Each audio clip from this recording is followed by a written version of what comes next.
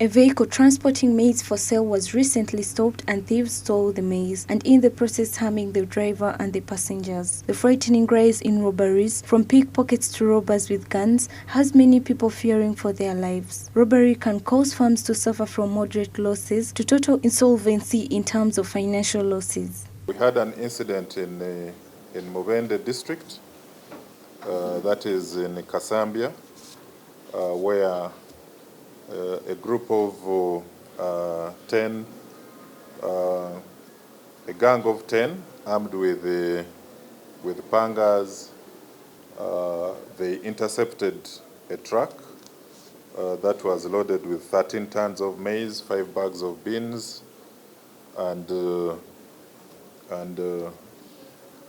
they managed to attack the occupants, that is the driver, and the businessman Mwesije Charles, 39-year-old. They tied them up and dumped them in the nearby bush, and then they robbed the lorry that had 13 tons of maize, 5 bags of beans, and cash 1.8 million.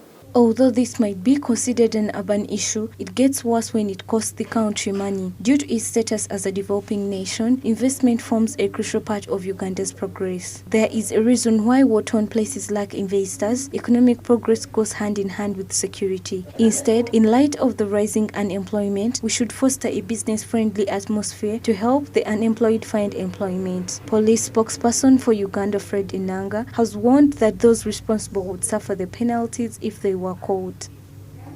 And theft of electrical installations in a night, that is in these ones were arrested from Bugweri district.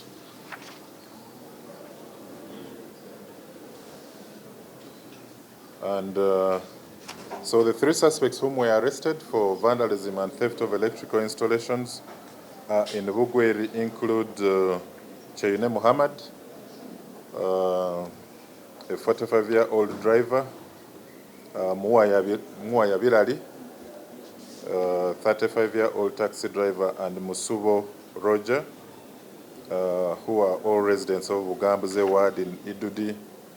You are aware that these are now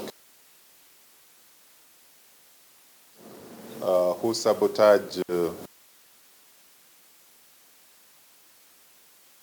infrastructure with the terrorism, and so these are going to be charged with terrorism as well. We recovered an assortment of aluminium wires, a motorcycle, and mobile phones.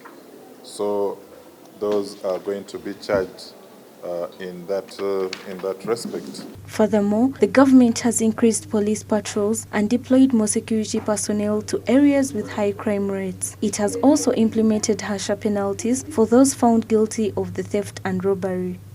Crime is everywhere. It is not only in Uganda. A lot of countries have crime, even worse than ours. But that does not mean that business in Kampala or other parts of the country will not continue.